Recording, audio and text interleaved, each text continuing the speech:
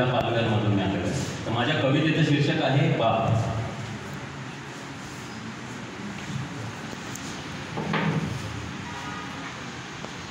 निराशेच्या काळोखातून आशेचा किरण दाखवणारा तारा म्हणजे बाप. निराशेच्या काळोखातून आशेचा किरण दाखवणारा तारा म्हणजे बाप. न बोलताही प्रेम हृदयस्पर्शी भावना व्यक्त करणारा मूक कवी म्हणजे बाप.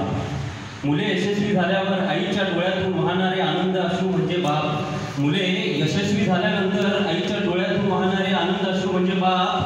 कुटुंबाची सर्व जबाबदारी आपल्या खांद्यावर पेरून धरणारा सामर्थ्यशाली व्यक्ती म्हणजे बाप. घराला घरपण, दाराला दारपण, भिंतींना प्राण देणारा अभेद्य आधारस्तंभ म्हणजे बाप. घराला घरपण, दाराला दारपण, भिंतींना प्राण देणारा अभेद्य आधारस्तंभ म्हणजे बाप. लेकीला तळ हातासारखे जपून दुसऱ्याला सोपवणारा दानशूर राजा म्हणजे बाप.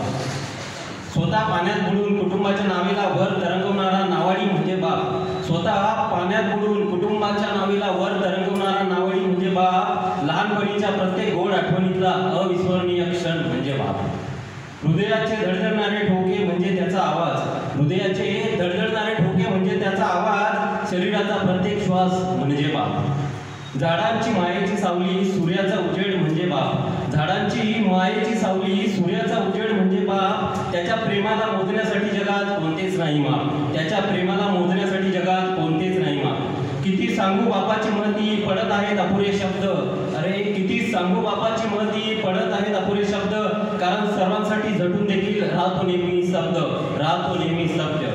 कुटुंबाचा सुंदर बगीचा फुलून सुकलेल्या पानांसारखा गळून जातो. कुटुंबाचा सुंदर बगीचा फुलून सुकलेल्या पानांसारखा गळून जातो.